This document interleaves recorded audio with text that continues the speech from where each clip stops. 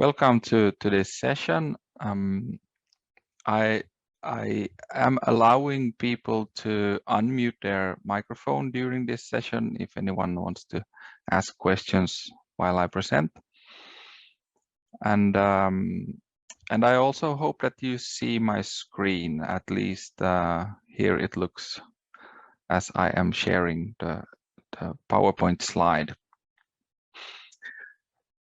And this session will be about voice assistants connecting to accessible media libraries. Yes, so I will start with introducing myself a bit. So my name is Ainasoja. I am in Finland, in Jakobstad. I work with sales and projects at Pratsam, a software company in Finland. And I've been helping visually impaired to access newspapers and books since 2003. I'm an engineer in software and IT systems. I also work at an association producing talking newspapers for the visually impaired, and Colibre, which is a non-profit organization developing open source software. So you might also see my name in other situations, but this will be about Pratsam, the presentation. Okay, so shortly about the talk outline, I will tell you a bit about Pratsam. I will tell you a bit about what is happening in Finland with accessible books.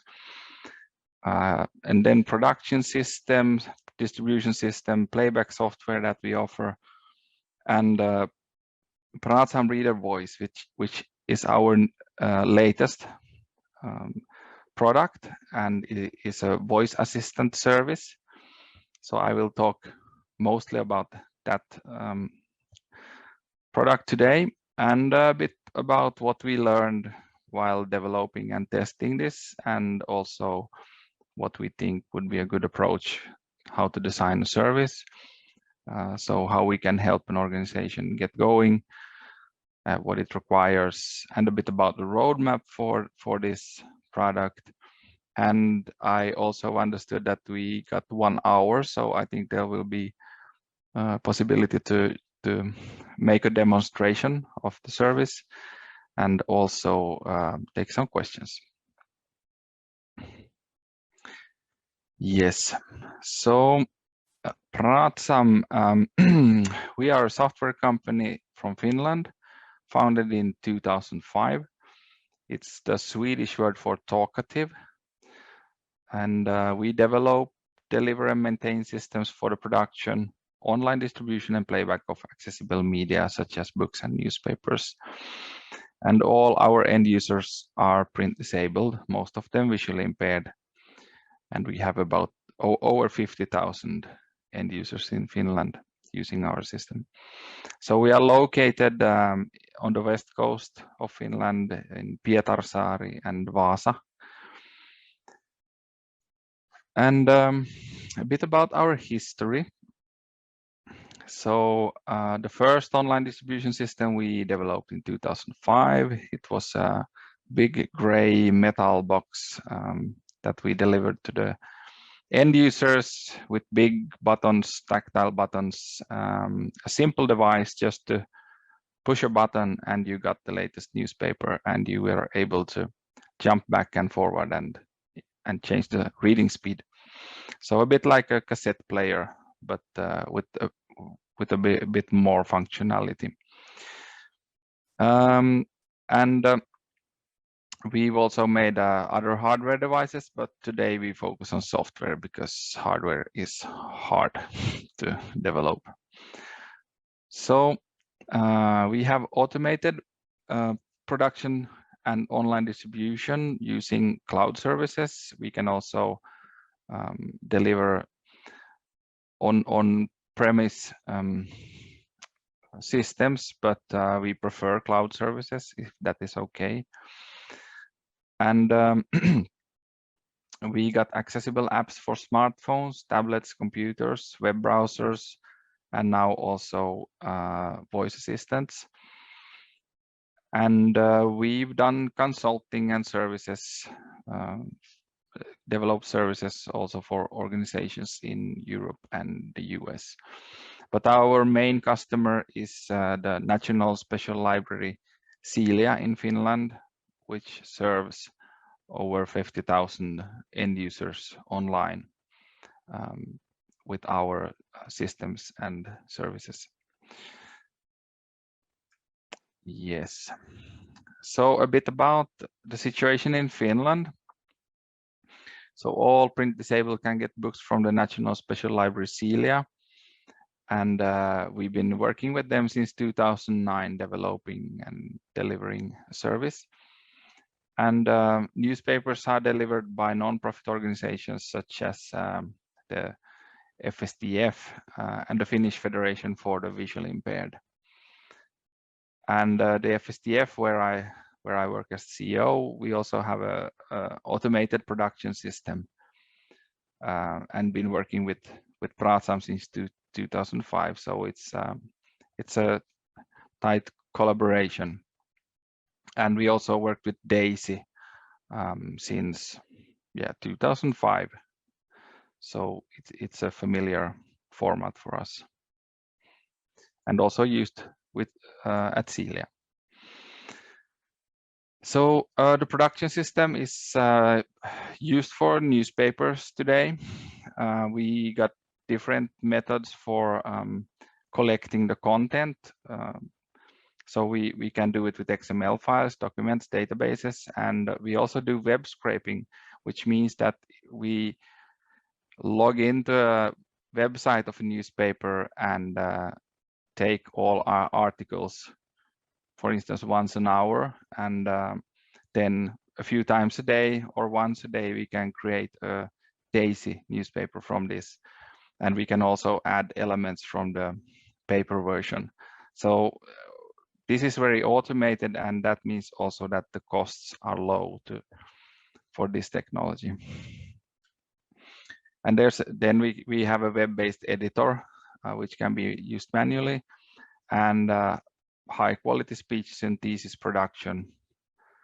This has been running for over 10 years now, serving patrons, visually impaired patrons in Finland.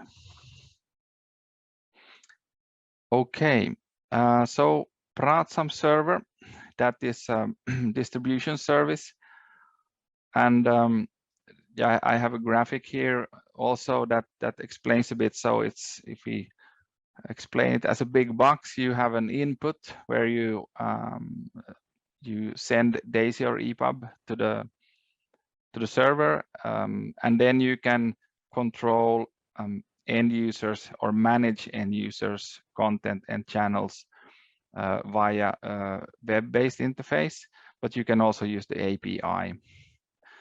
And then there's different channels to distribute the newspaper. So if the end user has a Daisy Online player, he can connect to the service. Our voice assistant service is also connecting to the Daisy Online. And then we have a Reader Web, which is a player for web browsers that uses another streaming protocol. And we also can enable download of the content. And we have features for watermarking the audio in the content. So we can also protect the books from being spread. Okay, so this server supports streaming and downloading and different channels, as I mentioned, and the interfaces, web-based and API. And we can also provide online user pages for the end users, so they get a login, username, password, and if they like, they can log into the service and, for instance, download the Microsoft Windows Daisy player that we offer, or download the content or open the content in the web browser. And this service also supports automated email. So when a new publication is available, it will automatically send an email to the end user. And we can provide a link to the web player, for instance. Yes, so this is the solution that is used at Celia, and can be is scalable up to 50,000, 100,000 users if needed. Yes, and I should welcome new participants. And as I mentioned in the beginning, if you have questions, you can just ask me when you feel it's you have something on your mind that you want more information about. Okay, so Pratsam Reader Web is a player for web browsers. It's fully accessible, supports DAISY 202 with audio, and of this one don't need no installation, so you just need the link to be able to open a book in the browser. And it works on computers, phones, tablets, supports bookmarks that are synchronized to the DAISY online service. So the same bookmarks will then be available in the app or in the voice assistant service. And if the DAISY book has text, it will highlight the text that is being played. Yes, and supports the 4 main browsers, Chrome and Edge and Firefox and Safari. Okay, let's continue to Pratsam Reader app. It's a player for smartphones and tablets, fully accessible, available on iOS and Android, supports DAISY and DAISY Online. You can adjust playback speed, use bookmarks, so quite a standard DAISY or EPUB player. It also supports EPUB. This is something that we deliver in cooperation with Sensotech in Belgium. Yes. And we have a Windows client also, Pratsam Reader Win.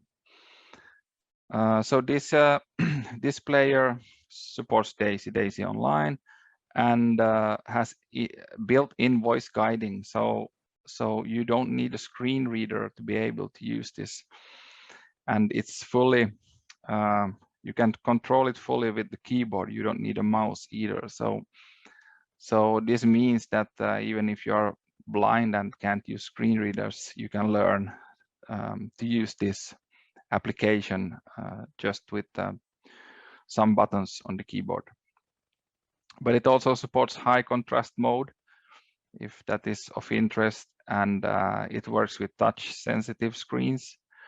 You can adjust playback speed, adjust the text size, and it also supports bookmarks. So quite standard DAISY player for Microsoft Windows. Okay, so voice assistants, that is our latest service. We've been working with voice assistants for 3 years now, and mostly with the Google Assistant, but also Amazon Alexa. And if you're not familiar with voice assistants, you can use them to set timers, make phone calls, check the weather, play games, listen to music, news, podcasts, which I do at home at least. It's very convenient just to control the device with voice. And you can also build a smart home and control it with the voice assistant. And last but not least, with the Pratsam Reader voice service, you can access libraries that provide online distribution, and especially if they support DAISY Online, it is very easy to set it up for the library. And we have a public demo available, so if you have a Google Assistant device that supports the Google Assistant, it might be your phone or Google Nest Mini or any other device, or if you have an Amazon Alexa, you can find our service, and it's named Accessible Book Service. And it will ask you to link your account when you open it. So this needs to be done with the smartphone as the default way of authenticating yourself to a service. And you can create a demo account there, so we don't need to provide you with credentials or anything. You can just set up an account and try it out. Yes. Okay, so Google Assistant, that's what we've been focusing on. It supports more languages than Amazon Alexa. And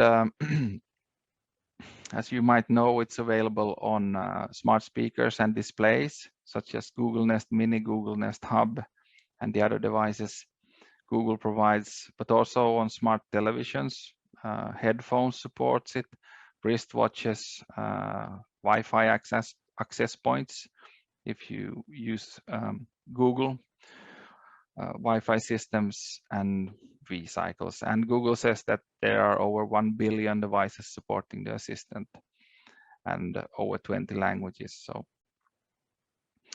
but we have recently launched this Amazon Alexa service also. So now we support both systems. Okay, so Pratsam Reader Voice.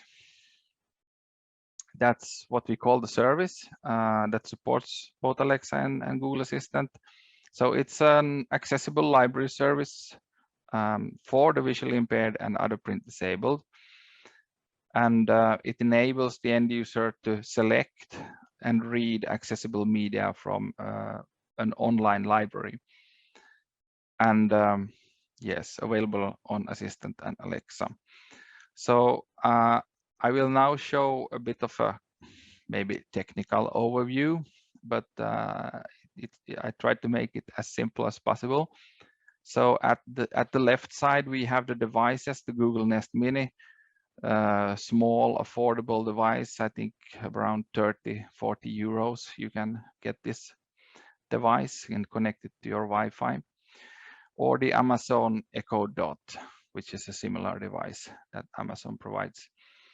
So this, when you open our service, it connects to the Pratsam Reader Voice service that is in the cloud, and we connect the end user to the library via this cloud service, Pratsam Reader Voice.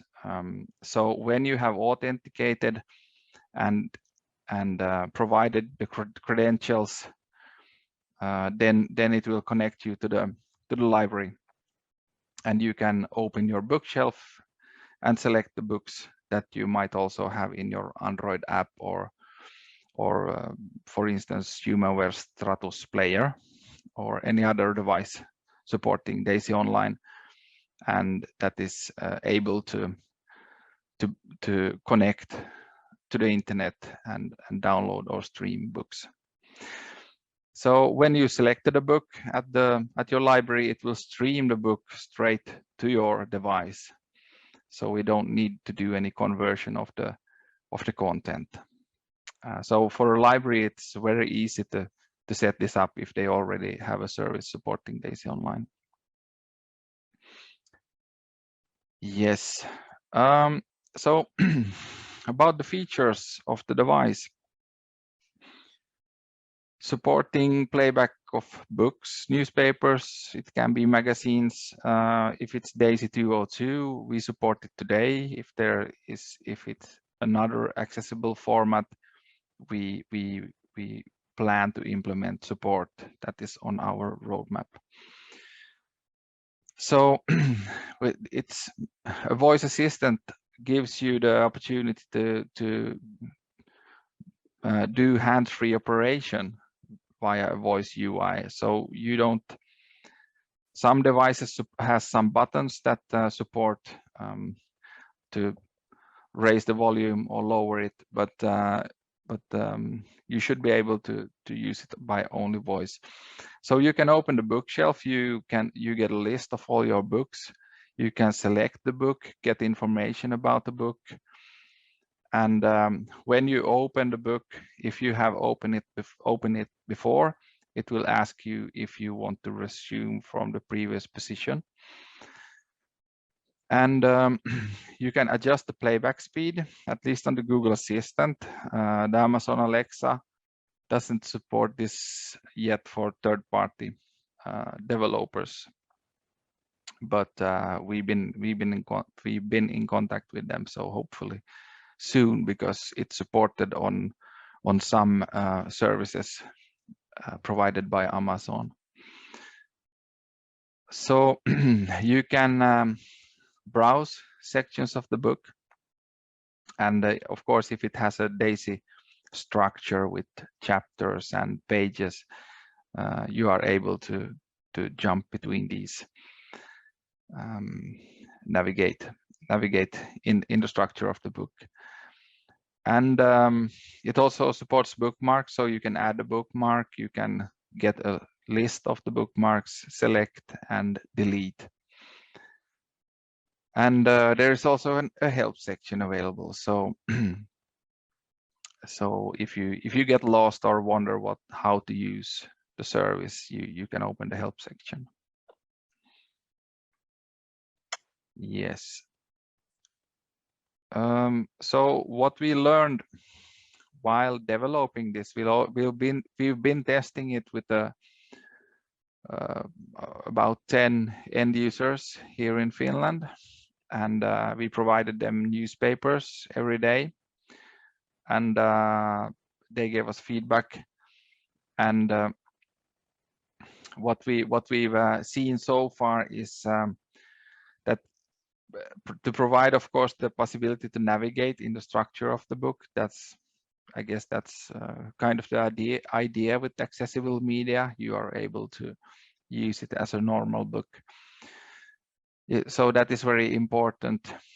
And also, it might be good to consider offering different service designs depending on the content. So if you have fiction, textbooks, or newspapers, you might want to do different things when the end user opens the service. If we talk about newspapers, the end user will probably want to listen to the latest newspapers. But if you have a service only for books, the end user would probably like to continue listening at the book that was last played. Okay, and with this structure also of the service, so you can if you want to, you can have a service for each newspaper. So that means that you just say, okay, Google, open the New York Times accessible newspaper, and it will instantly open that service offering that content. So you don't need to have one service with all the content. You can also have several services. Yes. So as it supports Daisy Online, and if the library already has a Daisy Online service, it's very easy to set it up, because at the library there is probably already workflows that supports this, how the end users can add books to the bookshelf and log in with the already existing account. So, but of course there needs to be some kind of branding process. Need to choose a name for the service, a presentation, and maybe set up the privacy policy terms of use. And think about the end user authentication process. Both Amazon and Google provides a kind of recommended way to do it, but of course it's not the most accessible way. That you should open this login page with your smartphone. But of course, you also, when you set up a device, you will need to use your smartphone, or if you use the voice assistant on a smartphone already, then it might not be that hard to authenticate. But this is something that needs to be considered, that how the end user should authenticate. We've also been analyzing different methods to do this, if there would be a PIN code or something, but that would require some development to implement. And of course, end user support and training will of course require some resources, depending on the type of end users, if they are already familiar with the voice assistants or not. Yes, so we think it's very much a plug and play service. It's not a long process to set it up if a Daisy online service is available. And so Pratsam has this model that we think would be a good way to get going. Of course, at first we need to test our service, that it can connect to the available Daisy online service, and it can log in, it can access the bookshelf, and also play the content. So Daisy Online is a standard protocol developed by the Daisy consortium, but we've seen different implementations. Some organizations use signed URLs so to protect the content, but we can also support this. So, but we offer this for free. We will test our service with organizations backend and look that and see that if anything needs to be adjusted to work, or if it works straight out of the box. So this might require 1 or 2 weeks of time to that we can prepare this and also test and analyze properly. And if we find it is working as it should, it would be good to run a pilot with real end users. This might require some more time, depending on if the end users already have devices or not. So this would require a one-time branding cost, and it will also include translations if we need to translate the service to different languages. Today it supports Swedish and English, but it's quite easy to translate it to other languages. And if an organization decides to go full scale, launch to all users, it will require some licensing costs to keep the service up and running. Yes. So on the roadmap, we've got content discovery. Today we don't offer the possibility to search for content in the service and add to the bookshelf, but it's of course possible to implement.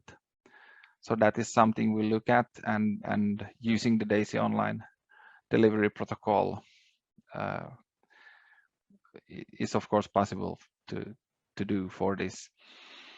And smart display, the functionality, you can use smart displays to listen to books, but you might want to consider to show the picture of the book title or some other information. And support more languages, of course, support more accessible book formats such as EPUB and Daisy Tree, and possible other formats, and to support the second version of the Daisy Online delivery protocol. So these are things that we will develop, or at least start to develop some of these this year. But depending, of course, on the customer, what is the most interesting feature for the customer. So we can also customize the service to include other information about the organization to get support, or what might be most interesting to provide. So we also offer consulting. In software development, we work with DAISY standards for over 15 years, DAISY Online Protocol for over 10 years. We were the first organization to implement it into production, and we also been developing the protocols and standards together with the DAISY consortium. And online distribution, speech synthesis, voice assistants, cloud services, and service assurance for server systems. So we know quite a lot about all these different technologies. Okay, I also plan to do a demo of the service. So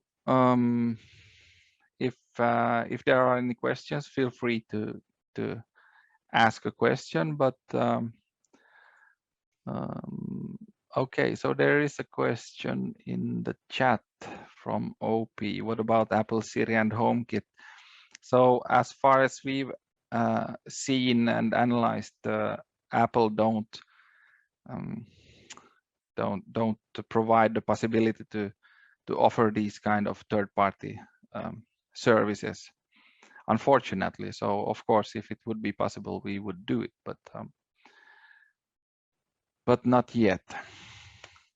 Yes. Okay, so let's do a demo. I have a Google Assistant Nest Hub device here, and try to make this work. So I'm now showing the hub device. I will put up the volume a bit so you can hear this. Yes. Okay, so let's try. Hey Google, talk to accessible book service.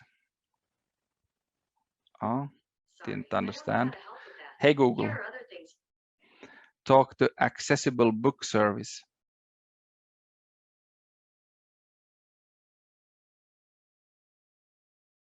All right, getting accessible book service. Welcome to Pratsam Reader Voice. Last time you were reading book Valentine Howie, the father of the education for the blind. Would you like to continue from the previous position? Yes.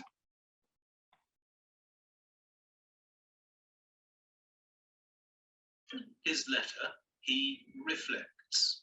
Quote, we ask. Hey Google, what am I reading? You are currently reading book Valentine Howie, the father of the education for the blind. Chapter title is 3.3 The Market in St. Ovid's Square. And the book total length is 2 hours 53 minutes and 12 seconds. You have listened for 0 hours 34 minutes and 37 seconds. He reflects. Hey Google, Quote, add bookmark. Bookmark added. Quote, Hey Google, get bookmarks. You have 2 bookmarks. Bookmark number 1 is under heading 3.3 The Market in St. Ovid's Square at 0 hours 34 minutes and 26 seconds. Bookmark number 2 is under heading 3.3 The Market in St. Ovid's Square at 0 hours 34 minutes and 39 seconds. You can continue by selecting or deleting a bookmark number. You can resume playback by saying, continue playback. Select bookmark number 1.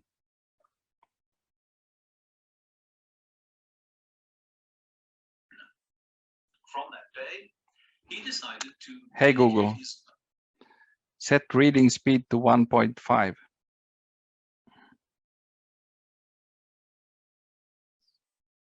You are currently reading book Hey Valentine Howie, Google, set speed to 1.5. To improving the conditions of the blind. In his letter, he reflects. Hey Google, Open bookshelf. Currently, you have 2 books. Book number 1, Valentine Howie, The Father of the Education for the Blind. Book number 2, Huck Stads Bladet, Tistag 31, January 2017. To select a book, say select book and the number of the book. Tell me about book number 1. Book Valentine Howie, The Father of the Education for the Blind. Was written by Beatrice Christensen Skold. It has total length of 2 hours, 53 minutes and 12 seconds. You can open the book by saying book and the number of the book, or open the bookshelf again. Help. You've opened the help section. To be able to help you, choose the number associated with one of the following 4 alternatives. 1. Playback. 2. Bookshelf. 3. Reading speed. 4. Bookmarks. What would you like to do now? 3. Sorry, could you say that again? Select number 3. What was that? Select number 3. 3. Speed. You can change the reading speed by saying, for instance, speed up, or set speed to 150%. Continue by choosing another menu number in the help section.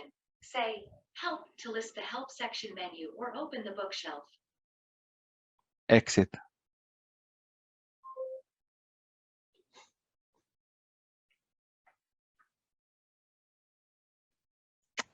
Okay. So that was my presentation, and thank you very much for joining this session. Bye.